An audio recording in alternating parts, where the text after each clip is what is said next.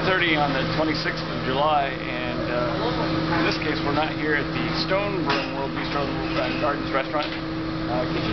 We're at we're someplace else. We'll get into that later, but I got Mitch here with me. Hey Greg. He is from Stone, definitely, our head brewer. And we're here as part of, I've challenged this local fine dining restaurant, and this is actually one of the best not only in the county but really in the U.S. and it's recognized as such. Star Chef, really great place. But we have challenged them to do a beer versus wine dinner, which is, I told Chef that beer can compete in the fine dining arena and with flavor matching with really great food as good or better than wine, and I was willing to prove it. So we've challenged Chef and put together a full menu, and Mitch and I are going to put together the beer pairings for each course, and then a sommelier who's yet not been identified is going to pick a wine to match with each course. And when we have this dinner at the end of September here at this place, people who participate in the dinner will get a chance to respond and either pick the wine with each course or the correct choice. It'll be the beer, of course. Absolutely.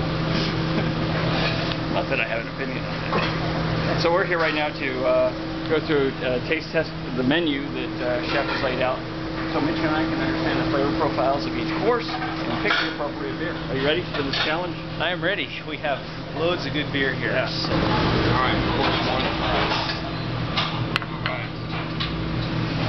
So what is this again? I know I've got it written on the menu. So this is going to be our English pea soup with morel mushrooms, wild leeks, and truffles. All right. Find the perfect beer.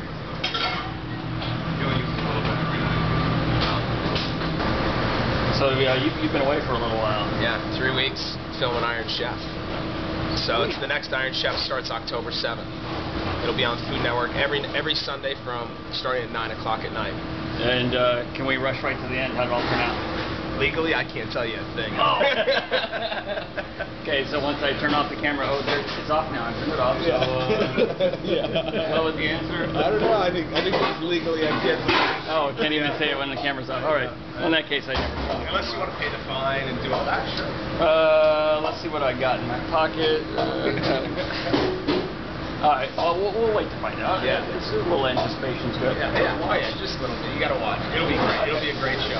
I'll have to get a TV because I currently don't own one.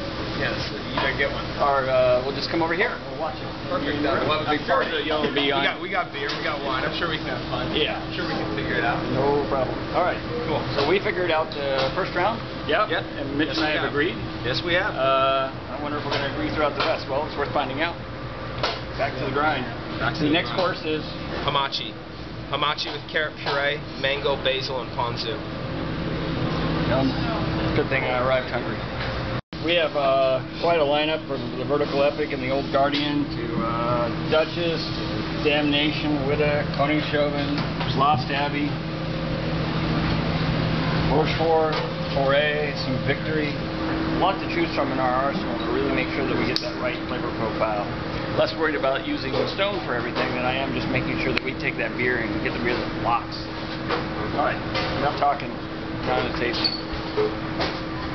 So, this is the soft shell crab, mom's tartar sauce, baby bok choy, and a little tomato confit.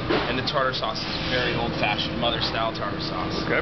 Yeah. Eggs, mayonnaise, mustard, all homemade. Cool. Yeah. Yeah, this should be a fun dish. Hey, it's the end of July, which means it's almost the end of your month. Are you sorry to see the month go by now that it won't be the official month that you're on the cover of Food and Wine anymore? It's true. It's been a hell of a month. That's for sure. That's all right. We got a nice cover shot coming up in Riviera for August. We got Chef of the Year. Right. So that's more local. Yeah, we'll take the local one. Hey, that's great. Riviera, big glossy magazine. It's a good one. We had an article in there recently, but I wasn't on the cover. Yeah, I don't think we get cover. I think we're getting some inside shot. Oh, okay. So, but yeah. You usually put some like model on the cover. Yeah, that's not. You're not. No, I wasn't clearly either, but I didn't want to insult her. That's fine. You just okay, did. good. Yeah. Okay. Well, since it's already out there, then you're so far from having the possibility of being a model. No question about that. It's done now. I know, July, hell of a month. Yeah. So has it been fun? A little rock star status? Rock star status for July. It's been great. It's been awesome. A lot of free meals. People recognize you. A lot of free food. Very cool. That's nice. Hey, that should happen to me more often. Hey, that's what I'm saying.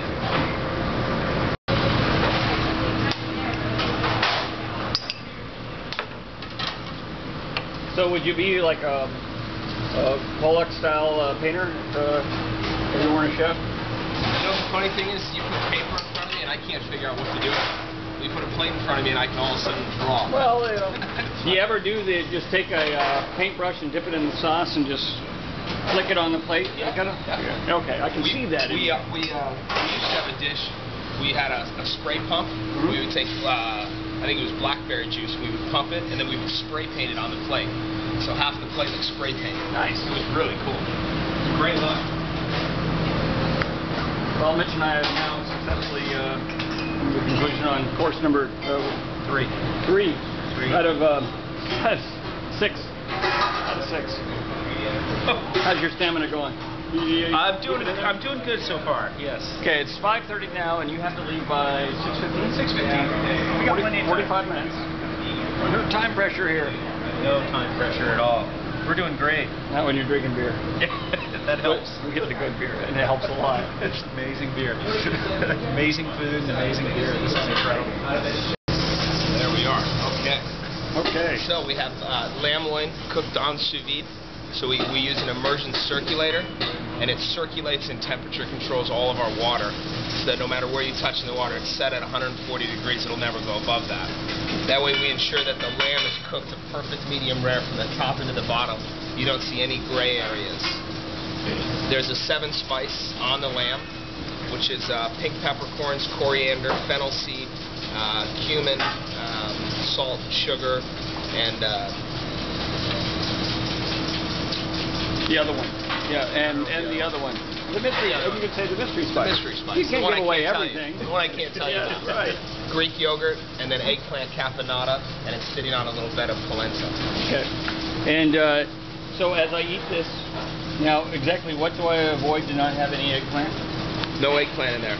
Well, there is some eggplant in there. There's an eggplant dice, so that's the one you want to definitely go for. Perfect. I know I'll avoid that. I'll just take it and push it over to the other side of the plate. You know, it's funny. Everybody's going to be happy. But there's some underneath the lamb that I didn't tell you about until right now. Oh, that's funny, huh? It's funny for me. That's pretty good. It's funny for me. Funny. I'm a comedian. I'll show you. I'm a comedian and a chef. Oh, good. I'm 2 and 2, baby.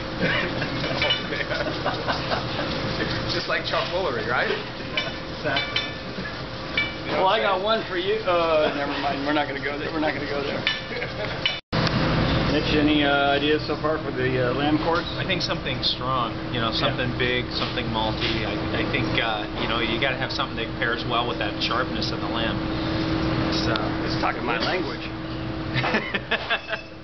Something strong. That's definitely my language. Very good. Wanted to say, Mark here. Mark's the director of food and beverage, and a couple of questions I had for you specifically, which is, what's the date of this event? The date is September 27th. Okay, it's a Thursday, right? Okay. And then, what do you expect the cost for this dinner to be? $125 per person, and it'll start at 6:30 for a light reception going into dinner. And we're gonna limit the number of people that are allowed to come to this thing. It's gonna be more of an intimate gathering. Yeah. Absolutely. We're only gonna do about 75 people. I wouldn't let more than that. It'll go fast. It'll go very quick. So. Very cool. I'm looking forward to it. Do you need to wear a coat? No, you do not. Myself. No, you do not need to wear a coat, but slacks and dress shoes, absolutely. Okay, so do these qualify? You will fly, absolutely. Really? You definitely I'm not just getting by on my good looks? No, okay. But you could. Okay. Thanks. I feel flattered and a little awkward at the same time, Mark. Didn't mean to say it, but I think that's the first time I've ever done that. It must be all the beer that's on the table. Now my guys are looking at me awkward. I think I've lost all credibility with my staff. Either that or you made new friends. You may find out. If I had a letter, this could be bad. Maybe human resources might react to this. I'm gonna go back to the beer tree. Good. It's really good. I mean, I think the spices and the epic combined with the spices on the lamb, just wonderfully. Specifically, we're talking about the Stone 070707 Vertical Epic Ale with this lamb. My only concern, Mitch, is that they're going to pair a big red with this. Yeah. I mean, what would you pair with the lamb dish? Probably something from Southern Rome, something Grenache base. Maybe Syrah, but actually no, not that big. Because it hasn't hit grill. So definitely a red wine, something with some character to it, accent the gaminess, some fun. Because I would do a Sauterne. is that the comedian part of your equation? I think what we got to worry about is making sure that whatever we do, it'll step on what he just was describing. So it's got to be a little bit bigger. And that's my concern, Mitch, is that the 07 is going to be big enough to step on that little wine they might think about doing. You know, tasting all these beers, the 07 comes across pretty big. More spicy than I. Well, maybe it's just because we just got done trying it with the Old Guardian and with the with the Oak, the Arrogant Bastard Ale. So in comparison to those, it's not as big. But I agree with you. I agree with you. The 07 is a really nice pairing with it. I think we should go with it. Okay, I'll tell you what. Before I give you my agreement, which I'm pretty much already there, I'll admit. Let's try with a couple other things. I got a little more lamb left. And, Okay. We'll just double check our math. All right, sounds good.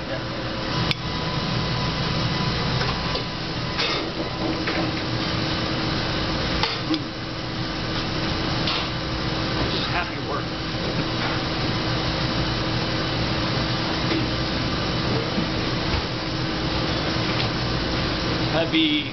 I'm surprised about it, how well it goes. Yeah, it goes great.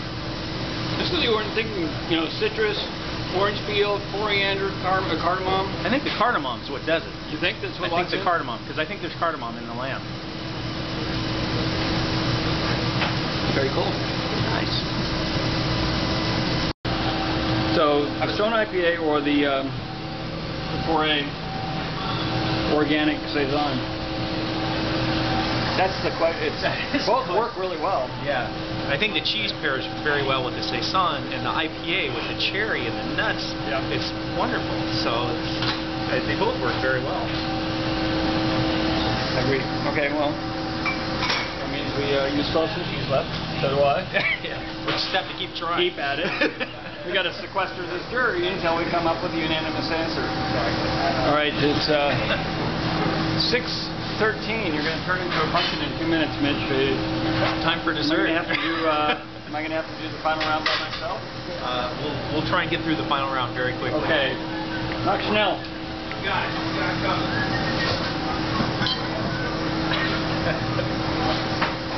Notice how I get a little bossier when I've had a couple of beers in Yeah, it's interesting. It's part of my charming character. Charming character. Hey, how about some Pellegrino? Pellegrino right now. Cheers. Yeah, it sounds good.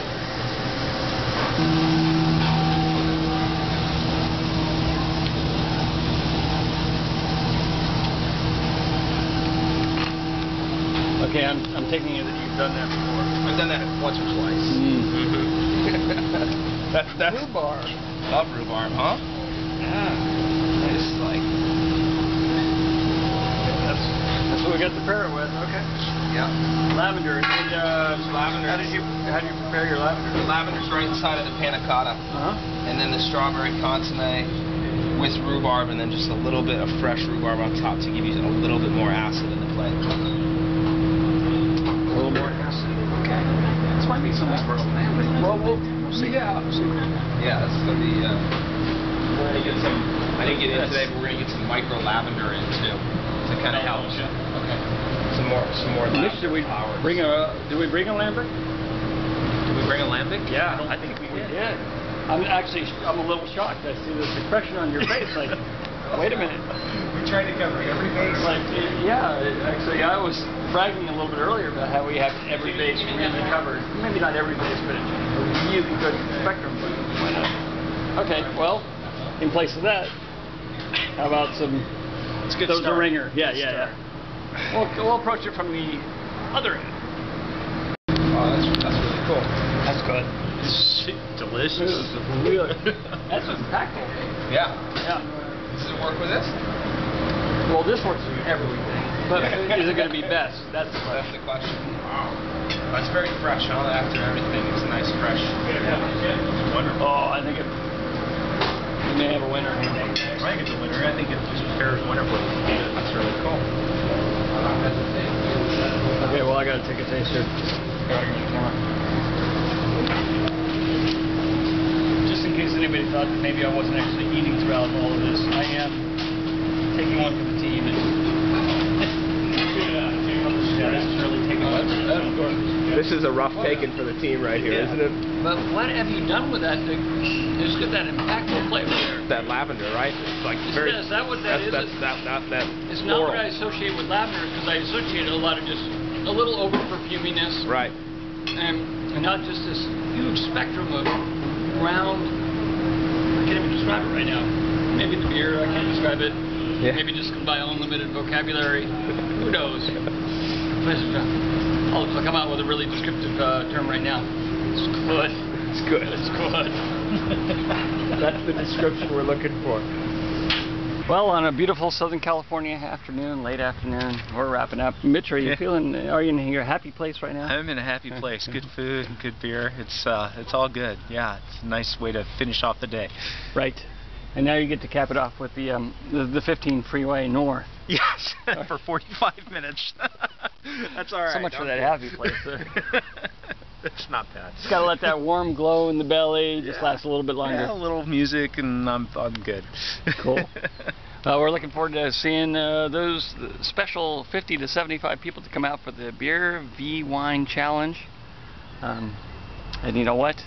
We need to make sure that there are some beer people in the audience. I specifically and purposely picked a wine-centric place here, which is a beautiful spot and actually one of my favorite restaurants.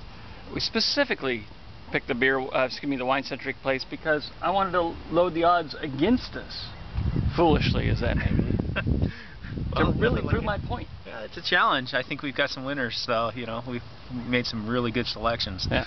So I'm confident. That sommelier better be on his toes. Absolutely. Cheers, Mitch. All right, Greg. See ya.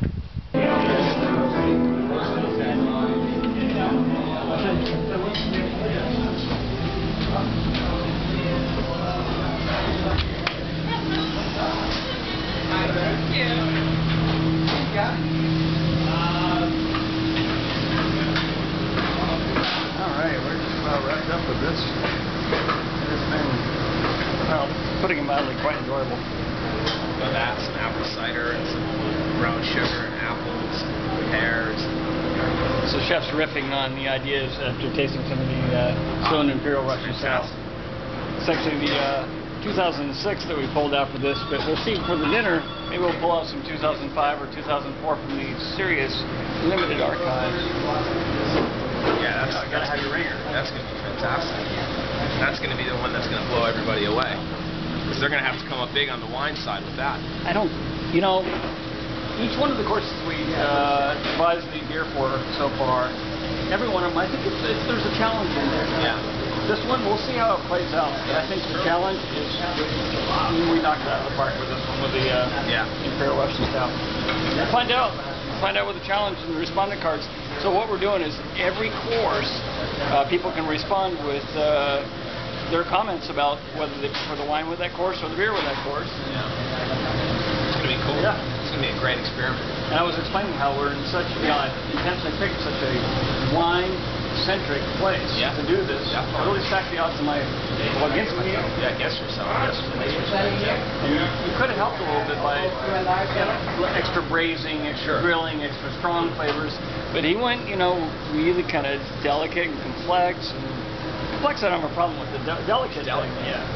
It's because I remember that first meeting we had, and you said, "Don't make it too easy for me." So I thought, okay, how can I not make it? Don't make it too easy. Okay. But actually, it's funny because even the food with the wine, that's the biggest complaint they have sometimes when I'm doing my food and they're trying to pair wine, is they'll say it's too delicate or it's too balanced for us. We can't put a wine in to offset any sort of you know, something that's out of balance, we can't put a wine in to make the dish balance. So a lot of times they just try to make it make sense with the dish and almost smooth it out, tone out the dish a little bit more. So it's interesting. Well, it's a battle. It is a battle. Gladiators into the arena. This is it. Duke it out. That's it. All right. Beer versus wine. Thanks, Chef. Thank you very much. Much appreciated. Absolutely, my pleasure. And we'll see you guys and let you know the answer by the end of September.